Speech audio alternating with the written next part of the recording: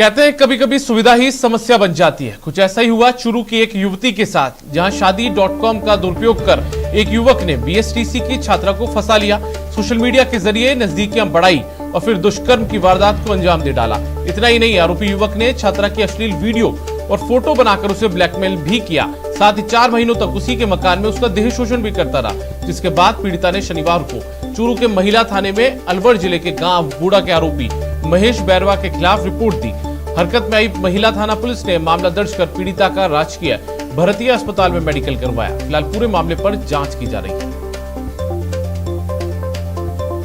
एक महिला ने रिपोर्ट दर्ज कराई है कि वह बीएसटीसी करने के लिए चूरू में मकान किराए से लेकर रहती थी और इसी दौरान उसकी शादी.com पर किसी शख्स से जानकारी हुई। फिर उनकी आपस में फोन से बातचीत होने लगी और उसके पश्चात वह शख्स चूरू में उसके साथ में आकर रहा और उसके साथ कई बार संबंध बनाए और उसके फ़ोटो खींच लिए और वीडियो बना लिए और उसको वायरल करने की धमकी देकर उसके साथ कई बार संबंध बनाए गए। आईपीसी की धारा 376 2N और 380 आईपीसी में प्रकरण दर्ज कर अनुसंधान किया जा रहा है।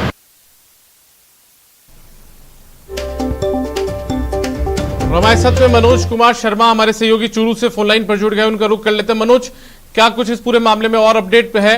क्या आरोपी पुलिस की पकड़ में आ पाया अभी? जी बिल्कुल, जो पुलिस के द्वारा मामला दर्ज किया गया है, जो आईपीसी की धारा 376 2N और धारा 380 के अंदर ये मामला दर्ज हुआ है, जिसके बाद जो पीड़िता है उसका मेडिकल करवाया गया और पुलिस के द्वारा इस मामले की जांच की जा रही है। साथ ही टीम भी गठित की गई है ताकि आरोपी तक उसको पहुंच बन सके। जो इसमें जो मुख्य बात सामने आई है वो ये है कि जो आरोपी है उसके द्वारा दुष्कर्म की वारदात के बाद अभी भी जो युवती है उस छात्रा को और धमकियां दी जा रही है और साथ ही परेशान और तंग किया जा रहा है। जी चलिए मनोज, बहुत बहुत शुक्रिया इस तमाम जानकारी के लिए। तो मनोज शर्मा हमारे सहयोगी चूरू से जुड़े हुए थे, जो बता रहे थे कि पुलिस ने टीम गठित की है, जो युवती है उसका मेडिकल करवाया जा रहा है राजकीय भरतीय अस्पताल में और कुल मिलाकर अब आरोपी को पकड़ने की कोशिश की जा रही है। लेकिन इस बीच जानकारी ये भी आई है कि जो आरोपी है उसकी तरफ से लगातार युवती को धमकियां भी दी जा रही है।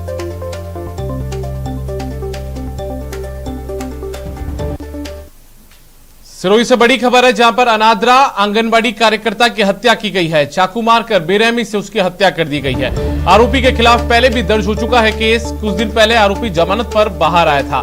घर में घुसकर वारदात को अंजाम दिया गया है। सूचना के बाद पुलिस मौके पर पहुंची है।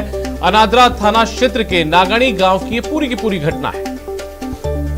तो सिरोही से इस वक्त की बड़ी खबर, जहां पर अनादरा जो थाना इलाका है उसके नागणी गांव में एक आंगनबाड़ी कार्यकर्ता की हत्या चाकू मारकर कर दी गई है और जो हत्या करने वाला आरोपी है उसके खिलाफ पहले भी जो केस है वो दर्ज हो चुके हैं। कुछ दिन पहले ही आरोपी जमानत पर बाहर आया है और उसके बाद उसने एक बार फिर से एक वारदात को यहां पर अंजाम दे दिया है और एक आंगनबाड़ी कार्यकर्ता की चाकू मारकर हत्या कर दी है। घर में घुसकर वारदात को अंजाम दिया गया है। और हमारे साथ में प्रतीक, हमारे संवाददाता जुड़ गए हैं फोन लाइन पर, उनका रुख करते हैं। प्रतीक, क्या जो आरोपी है वो पुलिस की गिरफ्त में आ पाया है और क्या कुछ अपडेट इस पूरे मामले में है? जी दीपक, बिल्कुल बताना चाहूंगा कि ये मामला जो है अनादरा क्षेत्र के नागणी गांव का मामला निकल कर सामने आ रहा है। यहाँ पर एक विधवा आंगनवाड़ी कार्यकर्ता थी जिसकी रात को घर में घुसकर चाकू गोप कर उसकी हत्या कर दी थी और बताया जा रहा है कि महिला ने पहले भी उसके खिलाफ नामजद यानी कि एफआईआर दर्ज करवाई थी, जिस पर मामला चल रहा था। लेकिन इसके विरुद्ध भी पुलिस ने भी संज्ञान लिया और मौके पर अभी जांच चल रही है।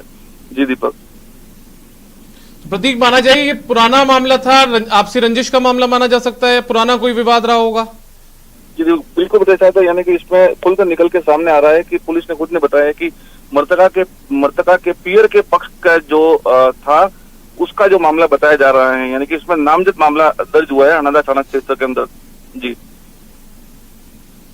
चलिए प्रतीक, बहुत बहुत शुक्रिया इस तमाम जानकारी के लिए। तो प्रतीक जो सिरोही से हमारे साथ जुड़े हुए हैं कि नामजद मुकदमा दर्ज किया गया है इस आरोपी के खिलाफ। पहले से कोई विवाद था, इस विवाहित जो महिला है इसने पहले भी एक मुकदमा दर्ज इसी आरोपी के खिलाफ करवाया था।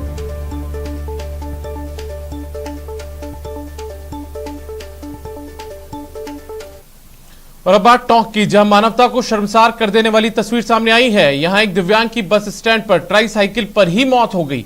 इसका आभास पास खड़ी उसकी बेटी को हुआ तो वह जोर जोर से चिल्लाने लगी, लेकिन मदद के लिए कोई आगे नहीं आया। कुछ राहगीरों ने आसपास आए भी, लेकिन कोई भी उसके शव को अंतिम संस्कार करने के लिए ले जाना तो दूर की बात रही, उसे हाथ तक नहीं लगाया। सब लोग तमाशबीन बने रहे।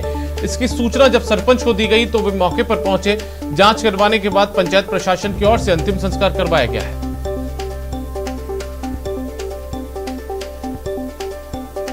मेरे ग्राम पंचायत आवा में ये तस्वीरें आप देख सकते हैं जहां पर एक जो कि दोनों पैर से अपाहिज थे, जिनके दोनों पैर कटे हुए थे, उनकी अचानक से मृत्यु हो गई। वो अपनी बेटी जो मानसिक रूप से बीमार है उसके साथ बाजार में कुछ दवाइयाँ लेने आए हुए थे। कोरोना का डर इतना फैला हुआ है कि लोगों को लगा कि उनकी मृत्यु कहीं कोरोना से नहीं हुई है, इसलिए लोगों ने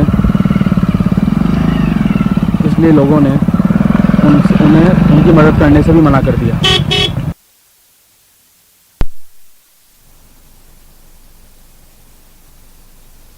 तो एक बार फिर से आपको बता दें कि जो तस्वीरें आप देख रहे हैं दरअसल टोंक के बस स्टैंड की तस्वीर है और मानवता को शर्मसार करने वाली तस्वीरें हैं, क्योंकि एक दिव्यांग की बस स्टैंड पर ट्राईसाइकिल पर बैठे बैठे उसकी मौत हो गई। उसका आभास जब उसके पास खड़ी उसकी बेटी को हुआ तो वह जोर से चिल्लाई, लेकिन कोई मदद के लिए आगे नहीं आया। और हमारे साथ में दिव्यांशु एम भारद्वाज जुड़ गए हैं, सरपंच हैं ये। इनका रुख करते हैं, उनसे बात करते हैं। दिव्यांशु जी, सीधे तौर पर माना जा सकता है कि कहीं ना कहीं जो मानवता है वो इस पूरी घटना से शर्मसार हुई है।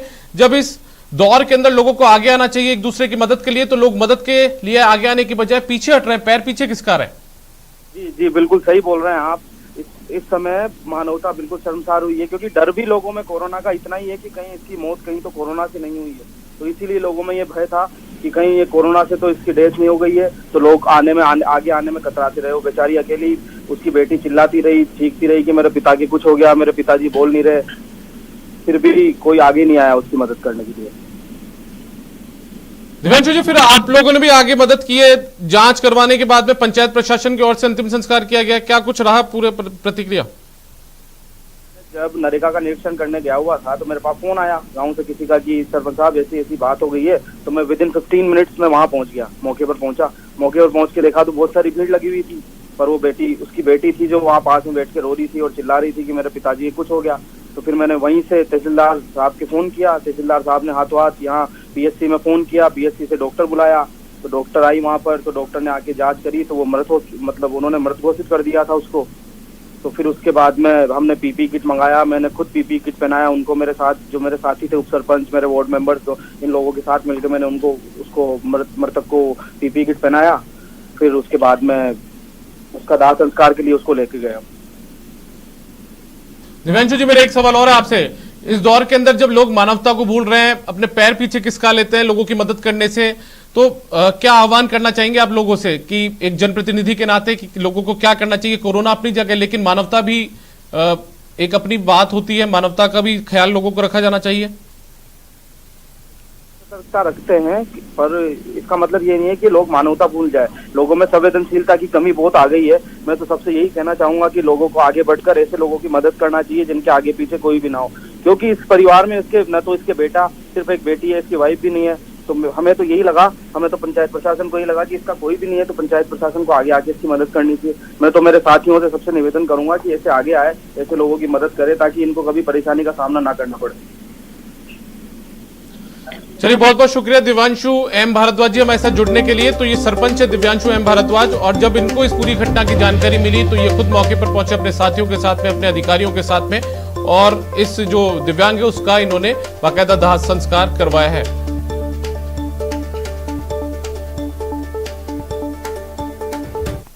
और बुलेटिन में बात अब भरतपुर की, जहां एक अस्पताल को बम से उड़ाने की धमकी मिली है। बम से उड़ाने की धमकी के बाद अस्पताल में खलबली मच गई।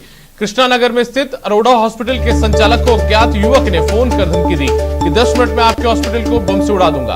अज्ञात युवक द्वारा पहले सुबह धमकी दी गई, उसके बाद देर शाम को अस्पताल संचालक ने तुरंत ही पुलिस को सूचना दी, जिसके बाद मथुरा गेट थाना पुलिस और बम स्क्वाड मौके पर पहुंचे। अस्पताल की जांच की गई, लेकिन कोई सुराग न मिलने पर लोगों को समझाया कि डरे नहीं। अस्पताल प्रबंधक से पुलिस ने जानकारी ली और जिस नंबर से फोन आया उसको लोकेशन के आधार पर सर्च कर धमकी देने वाले युवक की जांच शुरू कर दी। बताया जा रहा है कि कुछ महीने पहले भी अस्पताल संचालक को बम से उड़ाने की धमकी दी गई थी।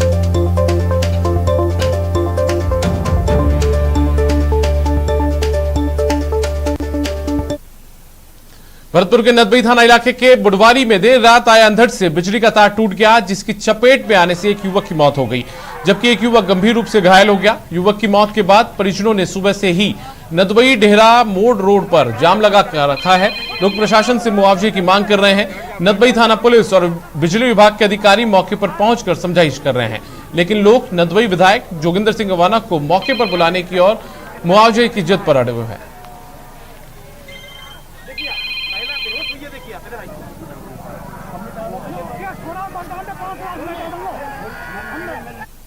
अजमेर के रामगंज थाना क्षेत्र में आज दिन दहाड़े अज्ञात बाइक सवार दो बदमाशों ने घर के बाहर बैठे एक मासूम के हाथ से मोबाइल छीन लिया और फरार हो गए। पूरी घटना सीसीटीवी कैमरे में कैद हो गई है। घटना सुबह 11:30 बजे हरिओम कॉलोनी गली नंबर 3 की बताई जा रही है, जहां से बाइक सवार दो लड़के घर के बाहर खेल रही बच्ची के हाथ से मोबाइल छीनकर फरार हो गए। तस्वीरों में साफ देखा जा सकता है कि बाइक सवार एक युवक लड़की के पास आता है और उसके साथ मोबाइल छीनकर अपने साथी के साथ बाइक पर बैठकर फरार हो जाता है।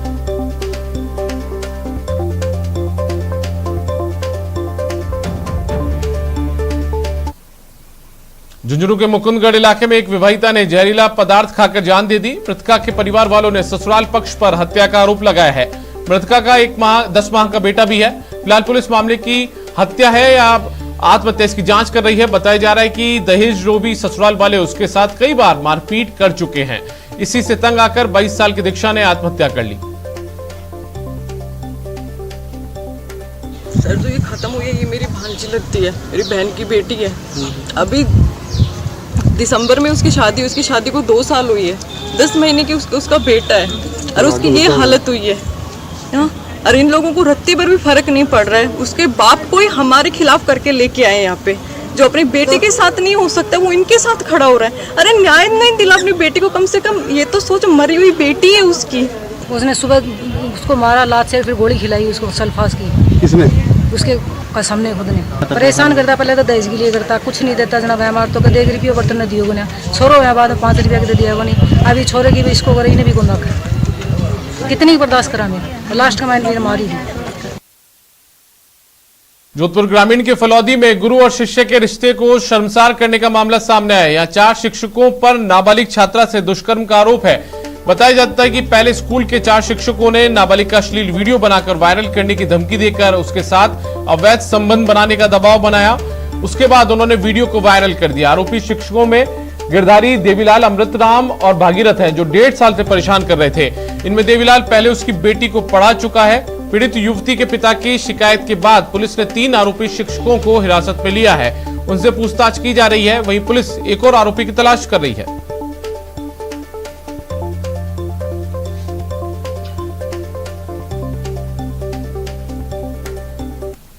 बाड़मेर में डिस्कॉम कार्मिकों के साथ मारपीट का वीडियो सोशल मीडिया पर वायरल हो रहा है। घटना शुक्रवार की बताई जा रही है, जहां लोगों ने सुपरिटेंडेंट इंजीनियर के ऑफिस में घुसकर और मारपीट की और कर्मचारी की घसीटा भी। घटना के बाद रात को ही एसपी से वार्ता कर कोतवाली थाने में मामला दर्ज करवाया गया है, लेकिन दूसरे दिन भी आरोपियों की गिरफ्तारी नहीं होने से कर्मचारियों में आक्रोश है। कर्मचारियों ने अधिकारियों को ज्ञापन सौंपकर नामजद आरोपी को गिरफ्तार करने की मांग की। नहीं छोड़ा ना कई को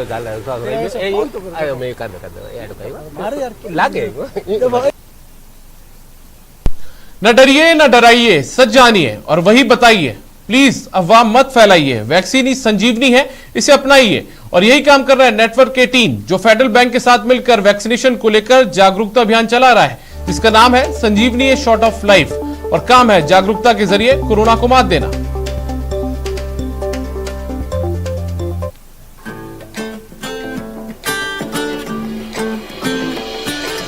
टीका लगा, जरा टीका लगा, जब अपनी बारी आए टीका लगा। हो ये जो ढाल सी है तो कमाल सी है, संजीवनी आई यहाँ। टीका लगा, जरा टीका लगा, जब अपनी बारी आए टीका लगा। टीका लगा, जरा टीका लगा, जब अपनी बारी आए। टीका लगा, जरा टीका लगा, जरा टीका टीका टीका टीका लगाया क्या? जहां हर दिन भारत में लाखों लोग कोविड-19 वैक्सीन लेकर इस महामारी पर जीत हासिल करने की तरफ कदम बढ़ा रहे हैं, वहीं दिव्यांगों और विशेष रूप से सक्षम लोगों को भी वैक्सीन देने की मांग उठ रही है। राजधानी दिल्ली से सटे गुरुग्राम में इसकी शुरुआत की 15 साल की रूहानी ने, जिन्होंने दिव्यांगों और विशेष रूप से सक्षम लोगों के लिए वैक्सीनेशन कैंप लगाने को लेकर प्रधानमंत्री कार्यालय को एक पत्र लिखा। जल्दी ही हरियाणा के स्वास्थ्य विभाग ने सजगता दिखाते हुए एक मॉल के साथ हाथ मिलाया, जिसके बाद शुरू हुई विशेष रूप से सक्षम 100 लोगों को कोरोना का सड़क पर ही अमृत बह गया। आगरा रोड पर पानी की राइजिंग लाइन टूट गई, लाखों गैलन पानी सड़कों पर बह गया। गणेश नगर कॉलोनी की सड़कें जलमग्न हो गई। व्यर्थ पानी बहने से लोगों में जल विभाग के प्रति आक्रोश देखने को मिला।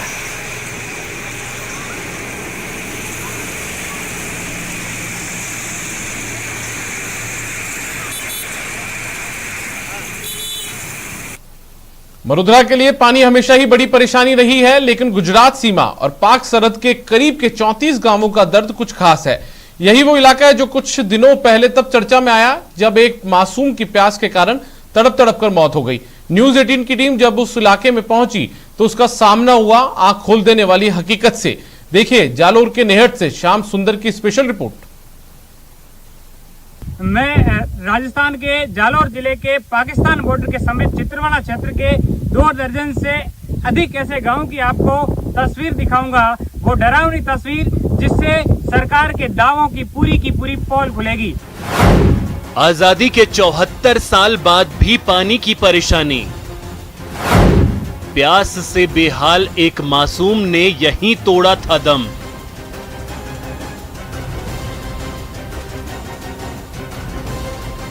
जब 44 डिग्री के टेम्परेचर के अंदर 5 साल की मासूम पानी की एक बूंद नहीं मिलने की वजह से 2 दिन पहले दम तोड़ देती है, तो ऐसे में इसी जालोर जिले के चितलवाना क्षेत्र में न्यूज 18 की टीम पहुंची है और आपको हम ये देखिए हकीकत है वो आपको रूबरू करवा रहे हैं। न्यूज 18 पर सरहद के 34 गांवों की परेशानी। जहां पर सरकार शुद्ध व पेयजल पानी पहुंचाने के लिए करोड़ों रुपए खर्च करती है, तो इन बॉर्डर के एरियो में किस तरीके से कच्ची बेरियां बना करके लोग एक बूंद बूंद पानी के लिए तरसते हैं। ये गुजरात और पाकिस्तान की सीमा से सटे गांवों का दर्द है। आज भी लोग यहाँ एक बूंद पानी के लिए तरसते हैं। जालोर जिले के नेहड़ क्षेत्र के चितलवाना उपखंड क्षेत्र के करीब 30 किलोमीटर के इलाके में बसे 34 गांवों की यही हकीकत है। सब पानी पीने के लिए पानी नहीं है, पानी मेरी खोदता और गिर जाती है। पानी पीने के लिए तो है ही नहीं, पानी नीर बने पानी कभी हमारे आए भी नहीं। ये सब पावड़ा से मिट्टी करती है, आस्ते आस्ते पानी आती है फिर गिर जाती है। मीठा पानी पीने के लिए प्रत्येक दिन यहाँ कच्ची बेरी की खुदाई की जाती है। उस बेरी के अंदर एक दिन में मात्रा में 10 से 15 लीटर मीठा पानी मिलता है। अगले दिन अगर मीठा पानी पीना हो तो नई बेरी की खुदाई करनी पड़ती है। मैं आपको क्रमबद्ध तरीके से आपको बताऊंगा कि कैसे 44 डिग्री के इस तापमान के अंदर लोग एक बूंद पानी और उसके बाद आगे एक के बाद एक जो आपको दिखाई देगी सब कच्ची बेरियां हैं और इन्हीं कच्ची बेरियों से लोग पानी पीने को मजबूर है। सरकार के बड़े बड़े दावों की पोल खोलती ये हकीकत आपको डरावनी जरूर लगेगी। ऐसा नहीं है कि यहाँ पानी की समस्या सुधारने की कोशिश नहीं की गई। फरवरी 2008 को वसुंधरा राजे ने जालोर के सीलू में नर्मदा नहर का लोकार्पण किया, लेकिन आज भी यहाँ के लोगों को एक बूंद पानी के लिए तरसना पड़ता है। क्षेत्र में नर्मदा नहर भी है जो आज से तकरीबन 13 साल पहले आई थी। करोड़ों रुपए खर्च कर दिए, लेकिन चितलवाना क्षेत्र के 2 दर्जन से अधिक ऐसे गांव हैं जहां पर एक बूंद पानी के लिए लोग तरसते हैं। नेहड़वासी कच्ची बेरियों से प्यास बुझा रहे हैं, लेकिन 2008 में आई नर्मदा के यहाँ 3 प्रोजेक्ट बन चुके हैं। पहला टीआर प्रोजेक्ट। टीआर प्रोजेक्ट से सांचौर समेत 160 गांव जुड़ने थे। 127 गांव और सांचौर शहर जुड़े, 33 गांव में काम बाकी। दूसरा एफआर प्रोजेक्ट। जालोर शहर समेत 299 गांव जोड़ने थे। अब तक 294 गांवों को जोड़ा जा चुका है। तीसरा ईआर प्रोजेक्ट। सांचौर उपखंड क्षेत्र के पालड़ी सरहद में निर्माण शुरू हुआ। 2016 तक पूर्ण होना था, अभी तक डीपीआर भी तैयार नहीं। 13 साल हुआ है, अभी तो एक बार भी पानी नहीं आया। अभी तो यहाँ पे हम आते हैं कि भामाशाह के और हमारी ओर से हम यहाँ टैंकर चालू करवाते हैं पानी का। अभी भी हमने हर गांव में छोटे छोटे पशुओं के लिए वाड़े बनाए हुए, टाँके बनाए हुए, लेकिन यहाँ टैंकर से पानी कब तक पूरा होगा? इधर एक दिन आए थे, दिन के 12 में एक दिन पानी आया और दिन निकल गई, उसके बाद पानी बंद हो गई। अभी तक पानी नहीं आया, पूरे साल में नहर में पानी नहीं आया। क्या सरकार के यही वादे और इसी तरीके के वादे करके वोट हासिल कर लिए जाते हैं, लेकिन इस तरीके से अपने हाथ पे ग्रामीणों को छोड़ना, ये कहीं ना कहीं इन ग्रामीणों के साथ बड़ी नाइंसाफी है। Shyam Bishnoi, news 18 Rajasthan, Pakistan border. फिलहाल वक्त एक ब्रेक का है।